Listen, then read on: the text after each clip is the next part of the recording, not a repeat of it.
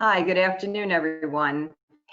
Welcome. I'm Michelle Sakurka, President and CEO with the New Jersey Business and Industry Association, and it's my pleasure to welcome you today to a conversation with Senator Cory Booker and the CEO of the NJEDA, Tim Sullivan. I'd like to first thank our partners for this program today, New Jersey Chamber of Commerce, Tom Bracken, the Commerce and Industry Association of New Jersey, Tony Russo, the Chamber of Commerce of Southern New Jersey, Christina Renna, and of course, the New Jersey Economic Development Authority. So it's now my pleasure to introduce Senator Cory Booker. Cory Booker has served as New Jersey's junior U.S. Senator since 2013, and as you know, he was previously the 26th mayor of our city of Newark. And of course, he recently had an impressive run to be the Democratic nominee for President of the United States. Senator Booker has brought an innovative and consensus-building approach to tackling some of the most difficult problems facing New Jersey and our country. He has emerged as a national leader in criminal justice reform and has advocated for economic policy that expands opportunity and increases in wages. He's been a champion of women's rights, affirmative action, and single-payer health care.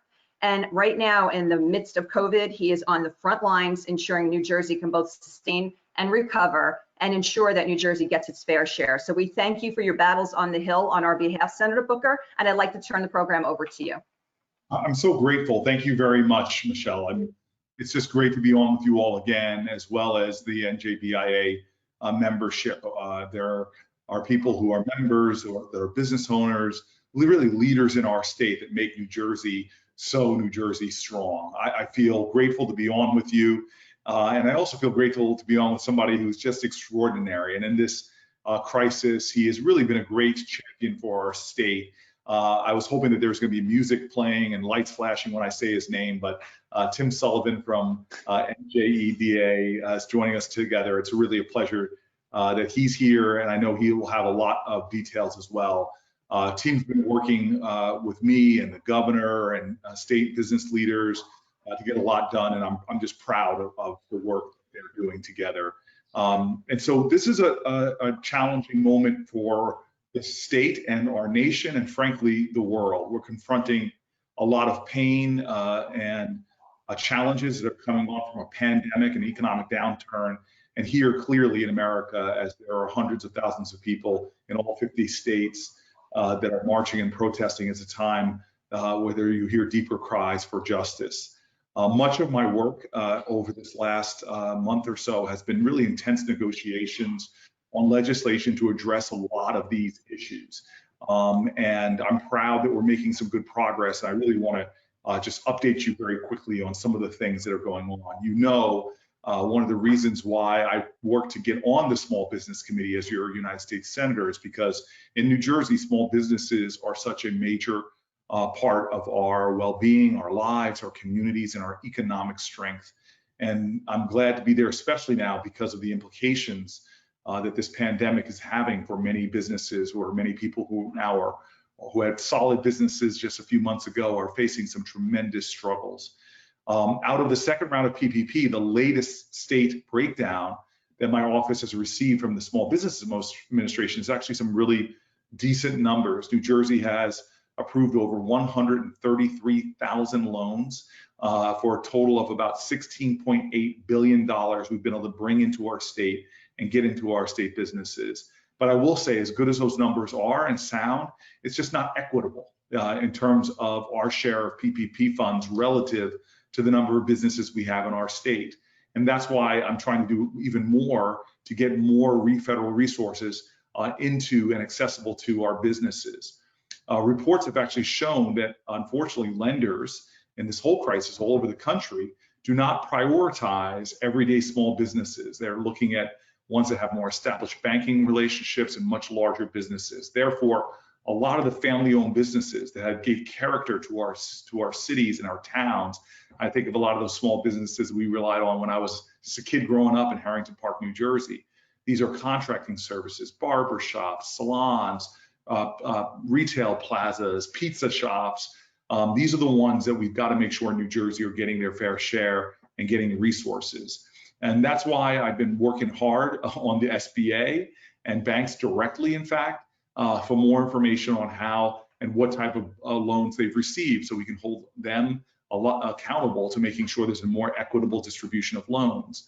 Of the latest $310 billion that we were getting out the door on the federal level, we were able to get 60 billion of it designated for community development financial institutions, Cdfis, or minority development institutions, MDIs. These funds are really helpful, and they've been used to support programs like NJEDA's Cdfi Emergency Loan Reserve Fund and Cdfi's Emergency Assistance Grants programs, which I know Tim can go more into. These are really solid programs for us. Cdfi lenders in New Jersey have launched different programs that offer actually really favorable terms to small businesses and nonprofits and faith-based institutions all throughout New Jersey. And so hopefully that $60 billion funding directed towards Cdfis and MDIs will be able to make hopefully life better for a lot of our business owners, nonprofits, and faith-based institutions around our state. And many of you know, and this I have to thank the leaders of our small business committee who have been sort of working with pressuring, cajoling, and didn't take a lot for some of them to change the terms of the PPP program. Well, we got that done in the House. The Senate took action and passed that legislation as well this week, and it's providing a lot more flexibility for the PPP program, frankly, like businesses all across New Jersey were asking us to get done. And now this gives an expanded period to spend PPP dollars. This idea that you only had 8 weeks to do it was impractical and frankly just wrong. It's now expanded that to 24 weeks. And it also changes the requirement that 75% of the funds be used for payroll. Less than that, now it's 60%, allowing more dollars to go to utilities, rent, and other overhead type expenses that businesses have. We need to do more. I'll be very frank with you. I wanted to go further, but at least this bill now is headed to the president's desk. And so I want to just, the last area I want to go over is just the priorities I have for COVID for this next package that I'm trying to push into this June work period. But I think Mitch McConnell's timeline is slower, maybe in the July. But this fourth package, we've seen the House of Representatives put something they call their HEROES Act up. And so it really falls to us in the Senate to try to pick up and get something done. And a lot of these provisions that are really important to me are in that House package, like the SALT deduction, returning that for the state of New Jersey. And so I'm picking up the fight for a lot of those here on our side. And that means carving out funds I want to see going to nonprofits, because so many New Jersey nonprofits are really in bad shape. It sets aside funds specifically to be used for banking institutions for small businesses. I think that that's an important step. But critical for me is really those mom and pop stores, Main Street shops, small businesses in our state. And I'm already put together a bipartisan bill in the Senate with Senator Daines from Montana to bring assistance to our everyday small businesses. It's called my Relief Act for Main Street, and it would create a $50 billion fund for small business local relief funds that would go to provide direct assistance really to cities, counties, and states to set up these local relief funds. Well, hey, we've got one here with the NJEDA's Small Business Emergency Assistance Grant Program already. And my goal is to fund things like that because NJEDA has a commitment to getting resources to our small businesses to do it in a diverse and inclusive way. And that's why I'm excited about this legislation that is building bipartisan support. And so I'm going to conclude just by saying that this is the urgency for me as your senator. Bring resources back to New Jersey. I was on a call with the governor about an hour ago, talking just about the funds for state and local governments, because the last thing any business, any New Jerseyan would want to see right now is massive layoffs in first responders. I'm going to be working a lot this summer to bring home the resources to get this next package, to hopefully be able to sit here and tell you about the tens of billions of dollars more that went to New Jersey businesses, particularly small businesses, from this COVID relief package. That's my goal, in addition to getting state resources, in addition to getting us resources to meet not only the economic challenges, but still a lot more resources we need to meet the health challenges. And you all know that those two are interrelated. I will finally say that this is the great experience of my life in the sense that it's been a horrific crisis, but the great experience for me has been how well New Jersey organizations, institutions, individuals are working together. There's no party fault lines that separate us. There's no geographic fault lines that separate us. I'm having a great experience to see how this state is pulling together in cooperation, in coordination to get us through this crisis in the way that we've done before, showing how Jersey strong we are. And I'm grateful to have a little bit of time to share all of this with you and to let you know that we're going to continue the fight. And I look forward to the next opportunity I have to update everybody. Thank you. Thank you so much, Senator Booker. Always a pleasure to host you, and thank you for your leadership on behalf of the state and your constituents. We know how hard you're working in DC, and we know how responsive you are to the needs of the business community. You've been extremely supportive to the coalition letters that we have sent, and thank you for continuing to advance those on behalf of our businesses and nonprofit in New Jersey. Thank you. And Michelle, Tim is amazing in every way, but he didn't put a tie on today. I don't understand. Am I not tie worthy, man? It's still, maybe it's not me. Maybe I shouldn't take this so personally. I haven't worn a tie other than the day I went to the governor's press briefing in like several months. It's been very liberating. Oh, so you're saying the governor's more important than your senators? Wow. Okay. He does sign the checks for me, so yes. That's a good point. That's a very good point. You're a smart man, wise person. Michelle, thank you very much. Thank you so much, Senator. Thank you. It is now my pleasure to introduce the CEO of the New Jersey Economic Development Authority, Tim Sullivan. In Tim's normal everyday role before COVID hit, he was leading the Murphy administration's efforts to transform the EDA into a comprehensive economic development organization focused on New Jersey's long-term economic competitiveness in strategic sectors, and was doing a great job leading that effort for sure. Tim was overseeing the creation of the Office of Economic Transformation and working toward igniting the innovation economy, which we know is so important for New Jersey's sustainability and business success.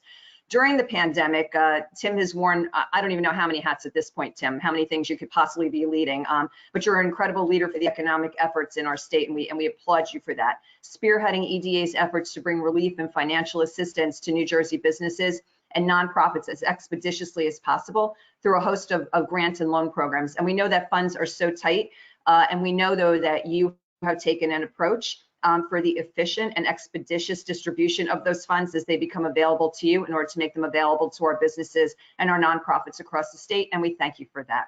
On Tuesday at 9 a.m., the EDA will be launching an expanded Small Business Emergency Assistance Grant Program, and Tim's here to talk to us about that today. So Tim, it's all yours. Great. Thank you, Michelle, and thank you for those kind words. Thank you for the introduction. Thank you to you and Christina and Tony and Tom and your great teams for hosting us today and for everything we've been doing together, not just in this crisis, but before this as well. On behalf of Governor Murphy and our entire team, first of all, I want to thank everyone for taking the time to listen in. Obviously, if you're listening in here, you're interested in COVID relief programs, which means you're going through this economic crisis that is paired with our the public health crisis. One of course drives the other. We've been able to make some good news from the governor in the last couple of weeks around things that are able to reopen as the public health indicators have improved, but obviously it's still a very, very tough economic climate, and we all wish to be able to get back to normal or get back to a better normal, as Senator Booker said in another call I was on with him, to build a better future, a better future than we had in the past. But we all want to get back to being open. In the meantime, we're focused, as Michelle just said, on directing as many funds and resources as we can to stabilizing small businesses through this period, and because and doing so, as Senator Booker said so powerfully, against the backdrop of a reminder that in addition to the public health crisis and the economic crisis that we're facing, there's an unsolved multi-generational crisis of equity and fairness and equality that needs solved. That has been so visible the last 7 or 8 or 9 days after the murder of George Floyd and the unrest and the protests being expressed so powerfully throughout the country. That as we think about recovery, we think about stabilization, we have to think about incorporating that work into every program we have. And we've done that in this program that we're here to talk about today, which is our grant program. But at least we've tried to take some steps in the right direction around the equitable distribution of these funds through this program. So with that, if I could have the slides advance, I think Virginia, you might be driving. Thanks, Virginia. So as Michelle noted, a couple of the principles we've had, obviously there's more needs than there are resources. It's always difficult to follow Senator Booker, who's one of the most powerful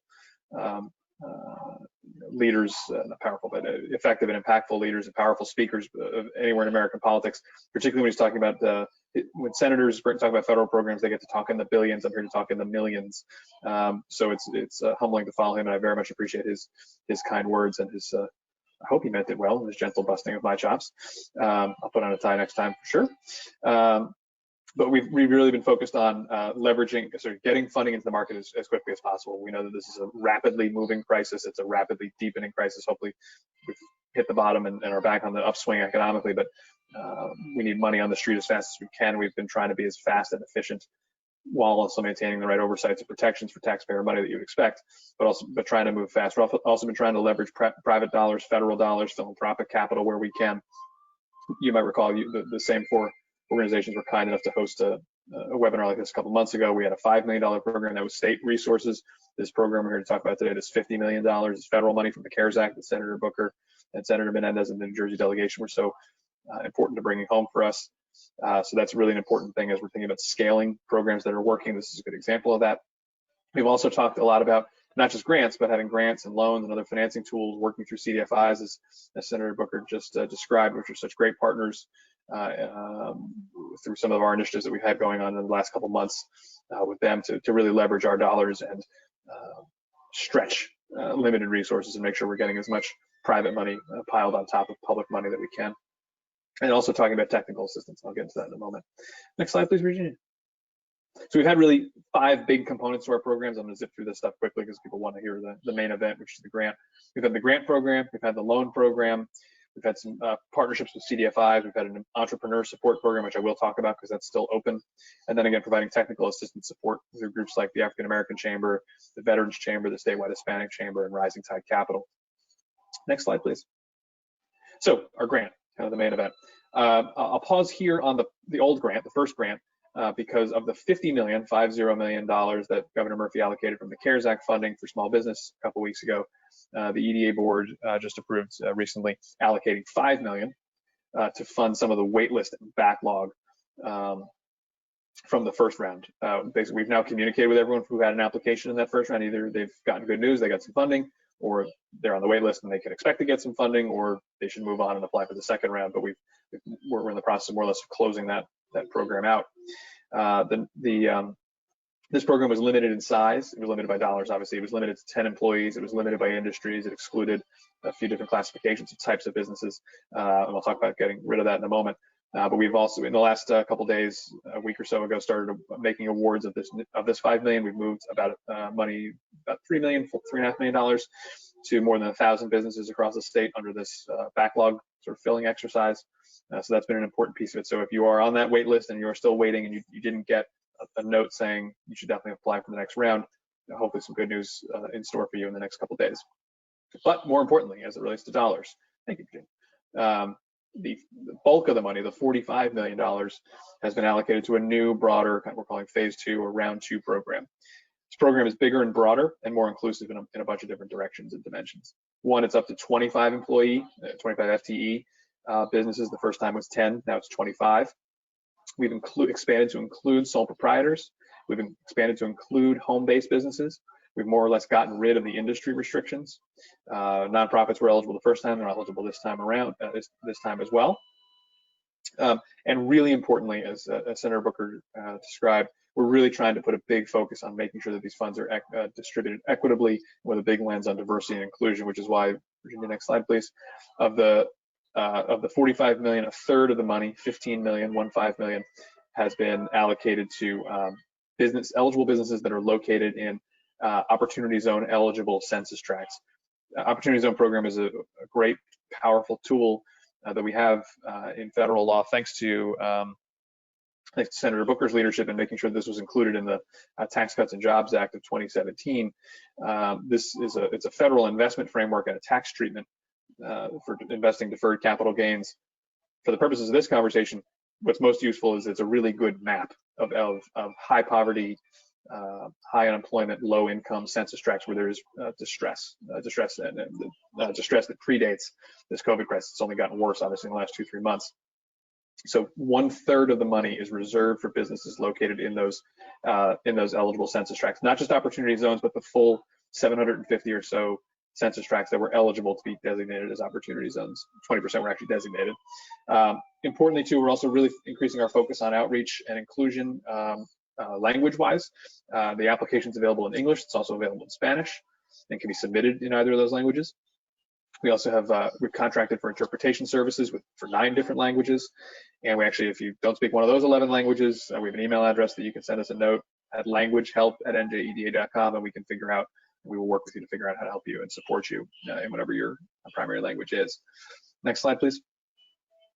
We've also really increased our outreach efforts. We're making these information available, as I mentioned, in 11 languages, so that we have really broadened our outreach efforts. We've also brought on 3 marketing and PR firms, each of which are one or more of minority, women, or LGBT-owned businesses to help us get the word out far and wide, to make sure that businesses, particularly minority and women-owned businesses, LGBT-owned businesses, veteran-owned businesses, immigrant-owned businesses, know about these programs and know to apply for them. Next slide, please. We're doing outreach in Spanish, as this just is one example of. We're really trying to push ourselves to do more modern and innovative and also inclusive marketing to make sure this really gets out, because this is EDA programs are not typically sort of broad-based. This is meant to be a broad-based program. We're usually working with a smaller set of potential customers. This is everybody who's under 25 employees. So we're reaching out really far and wide and working like hell to get the word out as best we can. I think this is one of the 50 or so webinars we've done this week. We've got another 6 or 7 on Monday, trying to get the word out as far and wide as we can. Next slide, please, Virginia.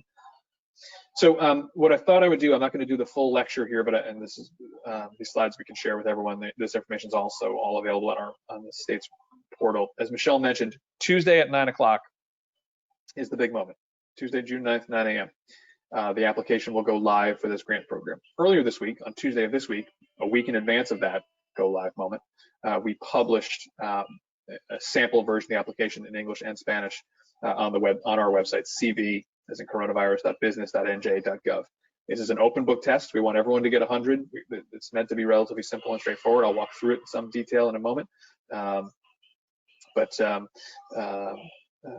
It's meant to be relatively easy to fill out. It's a government program with federal funding, so it's not as easy as easy as it could be given that construct. Some things you'll need: the basics of your business, where you're located, basic, full legal name, what kind of entity you are, your tax ID number, your headcount, your revenues as of March and May, respectively. We'll talk about why that's important in a moment. You're going to need to tell us if you got additional support from either the EDA or one of the SBA programs during this crisis. That does not disqualify you automatically, but it might impact the size or amount of funding you can get. The short answer is, if you have additional eligible expenses that weren't covered by those programs, you can access this program. It will require a little bit more information on the application, so bear with us when we get to that part. Next slide, please. So this, again, I'm going to walk through the application really quickly.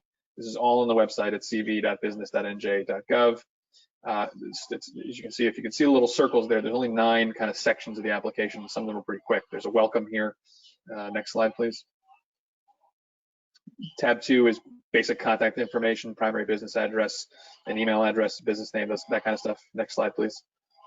The tab 3, basics about your business, what kind of entity you are, your tax ID number, your W-2 employees, your 1099 contractors numbers. You can self-identify as a small minority, woman-owned, veteran-owned, disabled-owned businesses. Next slide, please. Tab 4, we're going to ask about what industry you're in. There's no industry requirements here or restrictions, but we do ask so we know if we're serving, more manufacturers or restaurants or anybody else, just so we know who we're supporting. Next slide. Again, if you don't know your NAICS code, we will help you fill it out. This is basically a NAICS code search function. Next slide. Some basic screening questions on your business details. We ask a bunch of questions that may determine your eligibility.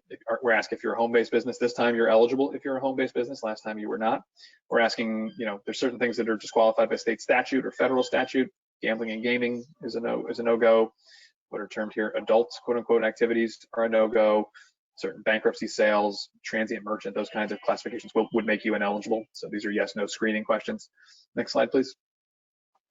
This is probably the most important tab 6. This is demonstrating your COVID impact. You have to answer 4 questions. Were you deemed essential by the governor's executive orders? Have you been open since March 9th? What capacity have you been open? That's an estimate. And then your revenues for the 3 months ending May of 2020 and 3 months ending May of 2019. That's how you're going to demonstrate your COVID impact. The sad reality is so many businesses are off meaningfully quarter over quarter or 3 months over 3 months, and that'll be how you demonstrate your COVID impact. If you are up quarter over quarter, I wouldn't brag about it too much to your friends, because almost everyone else is down quarter over quarter, and that would probably make you ineligible for this grant because you haven't been impacted by COVID if your revenues are up. Next slide. There's another function or feature of having federal funding. We have to do what's called a Dob analysis. Most people think of Dob as date of birth. In this context, it means duplication of benefits. Can't get paid for the same expense twice from federal dollars. So if you've got SBA money in the initial day, in the PPP or the EIDL or other programs, if you got EDA money, you just need to disclose that. Does not automatically disqualify you. That just might mean that we have to adjust your benefits and just make sure you've got the right eligibility. Next slide, please. We ask some additional background information. These, again, yes or no screening questions. Next slide, please. Questions like, you've had prior convictions or been debarred by public agencies, or have a contract canceled by a public agency. Again, not automatically disqualifying necessarily, but things we need to know about and adjudicate. Next slide, please. And then the last piece, just to certify the application. We can prosecute false statements. You're making best efforts not to lay off employees and rehire those you've let go. We understand requiring rehiring is hard given the overall economic climate.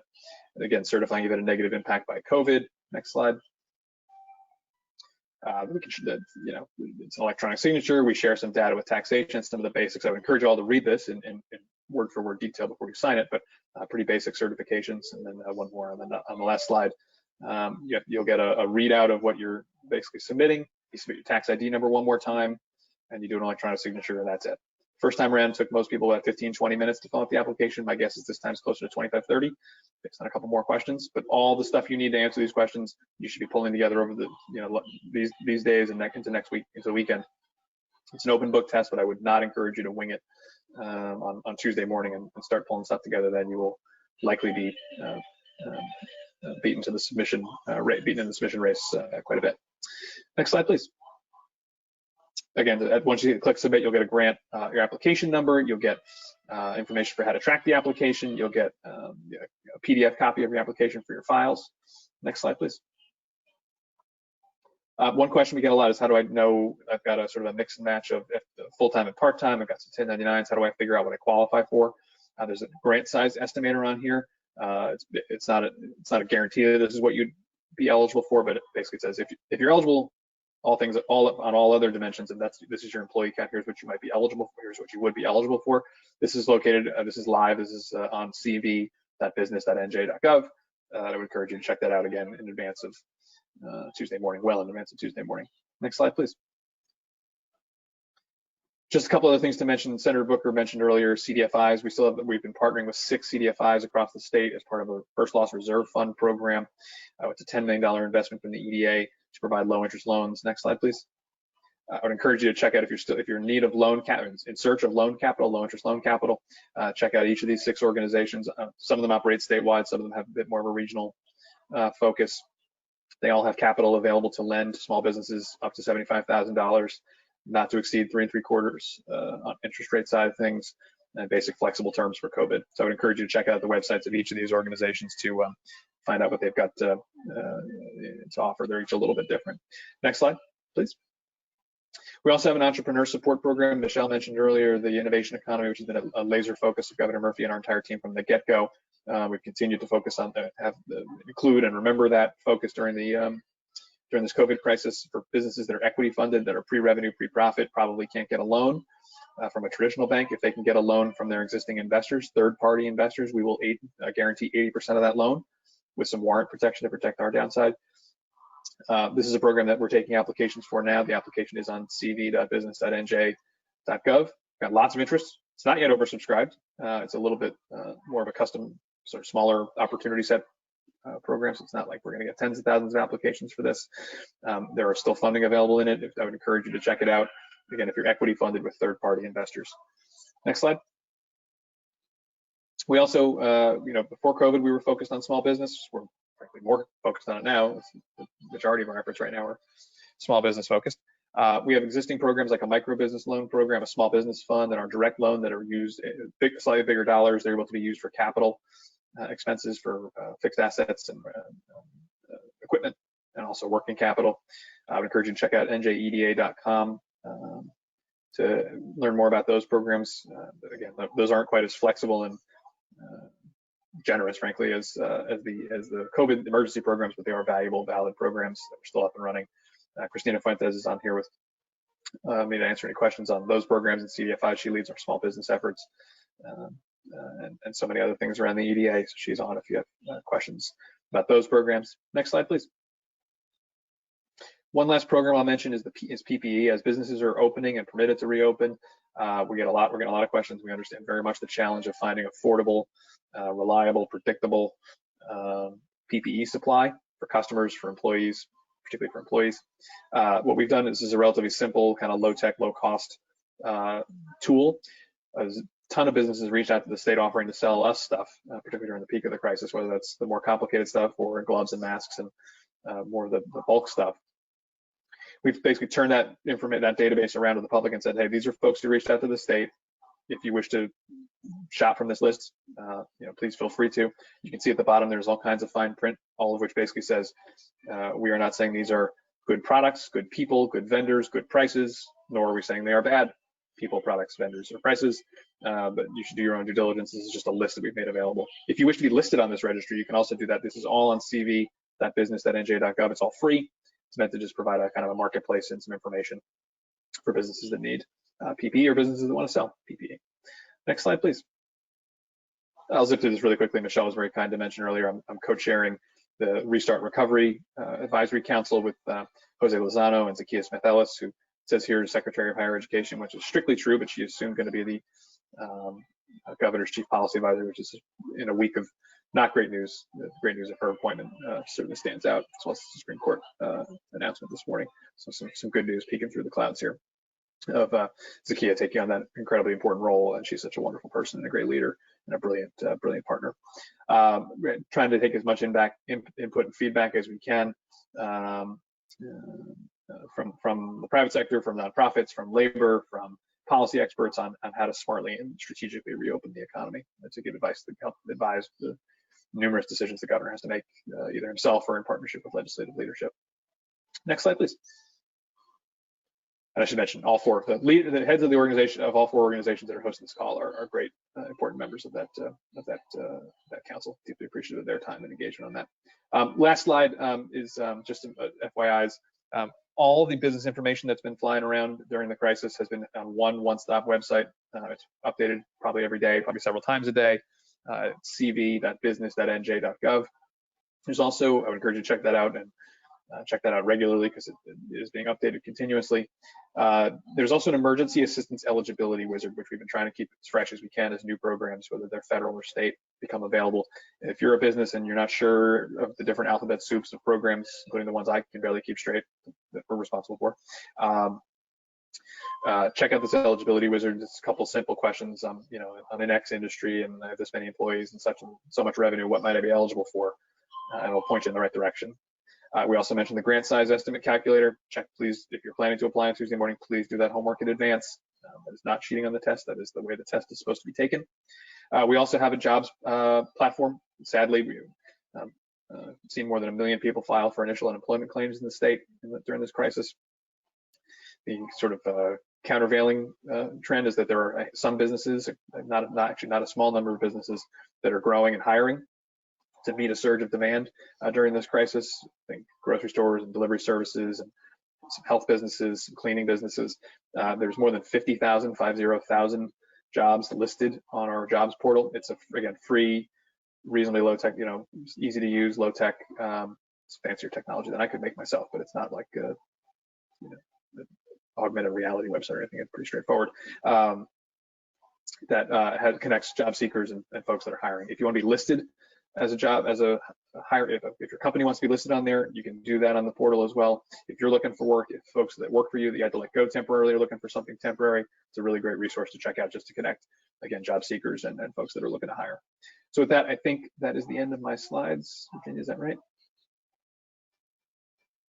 That's my last slide.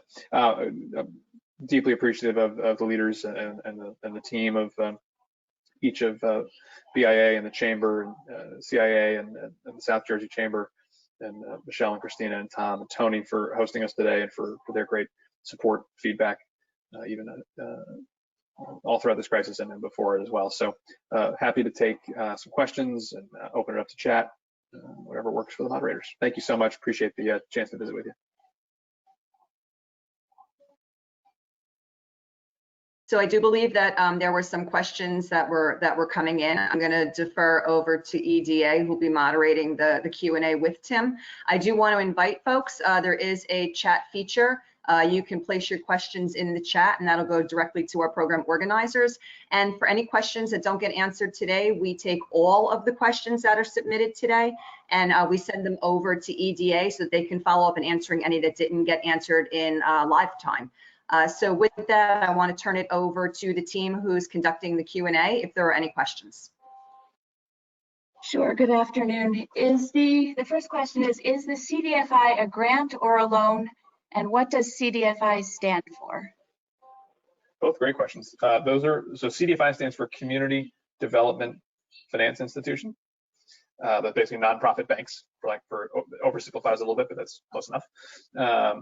They are running loan programs, low interest flexible loan programs, up to $75,000. They have many programs, but the ones they're using EDA support for in this crisis are up to $75,000 loans, no higher than 3 3/4 interest rate. Terrific. Will the new grant program allow for all 501c3 organizations, including churches? The short answer is religious organizations can. They have to pass what's known as a First Amendment test, that the use of funds is for something, that complies with the First Amendment. But generally speaking, yes. Okay. In reference to the NJEDA grant phase 2, can I apply for phase 2 if I received funding in phase 1? Yes, you can. If you have more than 5 employees and you would qualify for more money under the new program, you can reapply. You're absolutely eligible to reapply. You don't know where you're going to be in the queue. You're not going to be first in line. We're not automatically porting those applications over. So you're absolutely eligible to reapply though. If a company received a PPP loan, can it still apply for an NJEDA grant? Short answer is yes. You're not disqualified for getting PPP. We have to do what I referred to earlier as the Dob analysis to make sure you don't get duplication of benefits. But if you have more expenses that are eligible or more impact from COVID than your PPP loan covered, yes, absolutely. When will waitlisted applications from the first round be funded? We have funded a lot of them already. We funded more than 1,000 already in the last couple of days and weeks, couple days. We have communicated to folks what their status is. So and I would encourage you to check your spam. If you were expecting to have heard from us and you have not, check your spam because we emailed everybody several times. There's the wait list, and then there's the people behind the wait list. If you haven't seen an email that calls you on, quote, the wait list versus funds have been exhausted status, the wait list will likely get funded. The back part of the line is not going to be able to be funded. It has to go into the second round. Minority-owned businesses are the most hit during the COVID crisis. Even during the non-COVID period, this segment is often less successful when pursuing federal contract acquisitions. How can this office help New Jersey-based businesses bridge this gap so minority-owned businesses can be helped? And how can we help so that New Jersey businesses can take advantage of teaming and winning more government contracts? Yeah, great question. There's kind of there's two questions kind of that are thematically related but are a little bit different. The grant application process, one of the things we've done in this program very purposefully to include more minority and women-owned firms, which I 1,000% agree with the spirit of the question. struggle in good times and struggle really aggressively in bad times, like we're in now. We've reserved 1/3 of the money in this grant program for businesses located in Opportunity Zone eligible census tracts. Federal law prohibits doing MWBE set-asides. This is a pretty close approximation, or at least a decent way to allocate a good chunk of the money to businesses in distressed census tracts. So hopefully that will mean at least 15 million of this funding goes to businesses in those census tracts. On the contracting side, really important topic. We have a few programs that are helping contractors. We have one program that is helping contractors qualify for what's called bonding ready, qualify for surety bonding, which is a really important part of getting public contracts to do exactly what you're describing. Happy to follow up offline, maybe Virginia, if you can get the contact information from the questioner on the contracting stuff. I'm happy to talk about that a little bit more fully offline. Terrific. This is similar to a question asked previously, but it's if someone applied online in the first round and the website said don't expect to hear back because they ran out of funds, how do they know if they are on the wait list or if they should reapply? I think most folks were told not necessarily don't expect to hear back, but the odds were kind of long. We've communicated with all those applicants that we did receive completed applications for. If they're not able to be funded, they've been notified via email. Again, I would encourage you to check your spam filter if you didn't see an email from us, because we sent several waves of them that they should move on to round 2.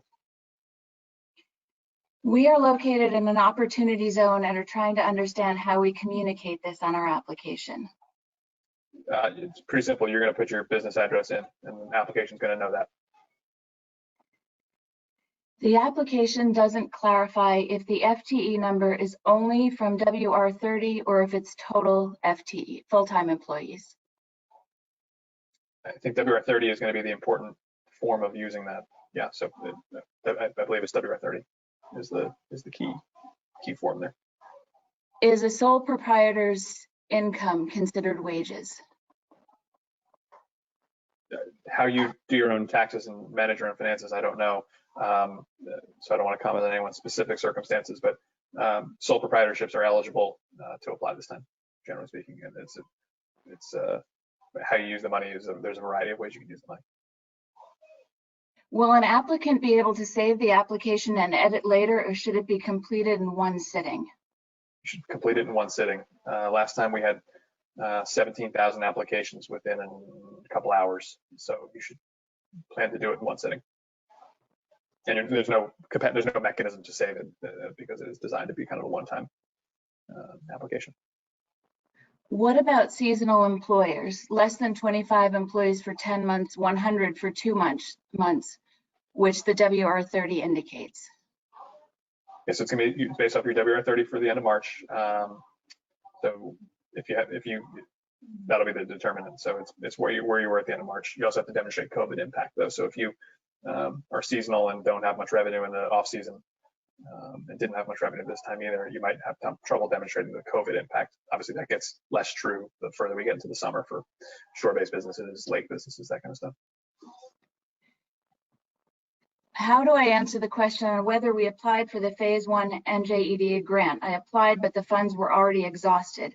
I did not receive any indication that we were in the pipeline to receive funding. I would click yes that you applied. That'll answer that question, but then there'll be a follow-up question that says how much money did you get? Then your answer will be 0. Are healthcare businesses eligible? Yes. This is fun. It's like a lightning round, Virginia. This is like a quiz show. Let's see. My art school business was closed since March 15th, but we managed to do some revenue through setting up online classes. We still pay rent without using the facility and made purchases to make online classes possible. So what do we show for revenue? Show what your revenues are. If they're somehow up, then we would applaud you, and that's very exciting. But if they're down, that would demonstrate your COVID impact. So show your total your business revenue.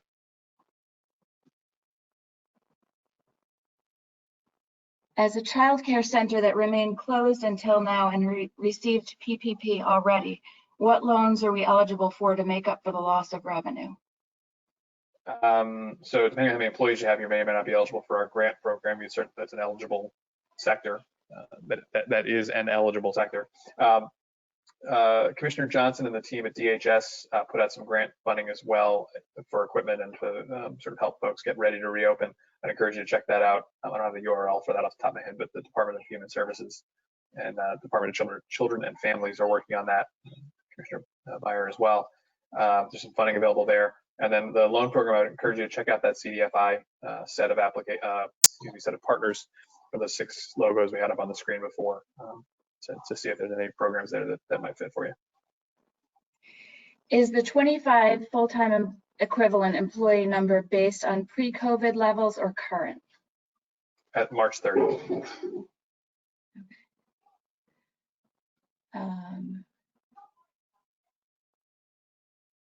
I think we're to the end of our questions, Tim.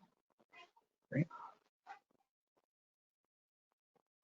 Wow, how fantastic with that. You were right. It was a lightning round. I mean, you've just got this stuff going, Tim. I know you're living it. You're like eating it and sleeping it. And you know, it's a Friday afternoon, so I'm praying that you can get off the grid for a few hours this weekend and clear that head. Okay. We'll see. But in all seriousness, we really want to thank you. I know the tireless efforts. I know what it takes to lift these programs.